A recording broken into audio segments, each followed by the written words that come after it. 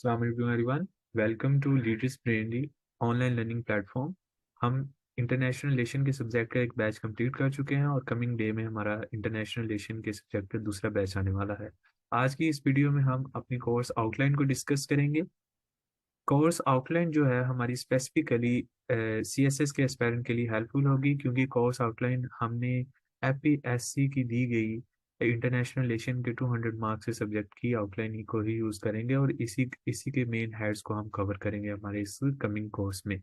चलें थोड़ी सी आउटलाइन को डिस्कस कर लेते हैं। सबसे पहले हमारे पास इंट्रोडक्शन आ जाएगा। इसमें हम बेसिक डेफिनेशंस को पढ़ेंगे, इंटरनेशनल रिलेशन की उसके एवोल्यूशन को पढ़ेंगे और नेशन स्टेट को पढ़ेंगे। फिर हमारे पास जो सेकंड हेड है वो हमारे पास थेरीज आ जाएंगी और अप्रोचेज आ जाएंगे। इसमें हम scientific theory, classical theory, new theories, international relation की सारी थेरीज को हम रीड आउट करेंगे। फिर हमारे पास इंटरनेशनल पॉलिटिकल सिक्योरिटी आ जाएगा। इसमें हमारे पास बेसिक कंसेप्ट हैं, उसको अंडरस्टैंडिंग करेंगे हम। 21st सेंचुरी की जो सिक्योरिटी है उसको कंसेप्चुलाइज करेंगे। पावर को देखेंगे कि पावर कैसे काम करती है, पावर के एलिमेंट्स क्या हैं। बैलेंस ऑफ पावर को देखेंगे, फॉरेन पॉलिसी के डिटरमिनेंट्स को देखेंगे, सोवरेनिटी को देखेंगे और इंटरनेशनल इंटरेस्ट को देखेंगे। फिर हमारे पास 4 पॉइंट आ जाता है जी, strategic approach to international relation.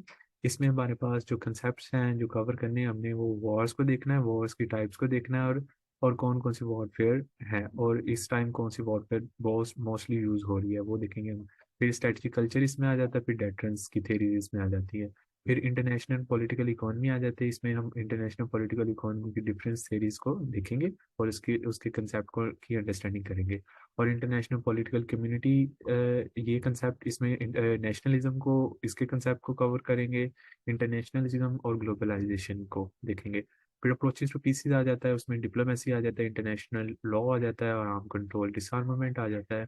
फिर इंटरनेशनल पॉलिटिकल इंस्टीट्यूट आ जाता है हमारे पास। इसमें United nation, IMF, world bank और इंटरनेशनल कोर्ट ऑफ जस्टिस, इनके काम क्या है और कैसे ये पीस बिल्डिंग करते हैं इंटरनेशनली स्टेट्स के दरमियान। पेपर टू में बेसिकली पेपर टू जो होता है हमारा, इसमें इवेंट्स दिए गए होते हैं। इन इवेंट्स को हमने इंटरनेशनल रिलेशन के जो बेसिक कंसेप्ट हैं जो पेपर वन में हमने पढ़े होंगे, उसको यूज़ करते हुए इन इवेंट को हमने डिस्कस करना होता है पेपर में। इसमें सबसे पहले हमारे पास जो थोड़े से इवेंट होते हैं उसमें जो टाइम स्पेन था इंटर वॉर्स का जो था, वर्ल्ड वॉर 1 से लेकर वर्ल्ड वॉर 2, वो टाइम स्पेन को हमने डिस्कस करना है। उसमें Russian revolution, fascism, league of nation और सेकंड वॉर आ जाती है।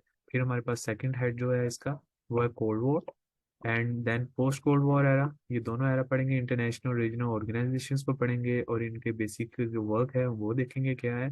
और फॉरेन पॉलिसी को देखेंगे, मेन मेन हेड्स जो है फॉरेन पॉलिसी की, जो सिलेक्टिव कंट्रीज आपको नजर आ रही हैं, Russia, China, UK, USA, India, Pakistan और यूरोपीय यूनियन। फिर साउथ एशिया को हम डिस्कस करेंगे बड़े कम्प्रिहेंसिव वे में।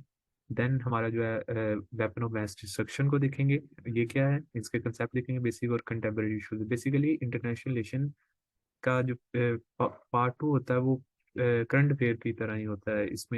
इसमें लेकिन डिफरेंस करंट अफेयर और इंटरनेशनल रिलेशन में ये होता है कि इसमें हमने बेसिक जो कंसेप्ट हमने पेपर वन में डिस्कस किए होते हैं, अंडरस्टैंड किए होते हैं, उनको इधर अप्लाइड करना होता है। ये अप्लाइड इन नेचर होता है जो इंटरनेशनल रिलेशन के जो कंसेप्ट है, पेपर वन में हमें उन कंसेप्ट को डिस्कस करना होता है। ठीक है, okay, thank you so much for listening.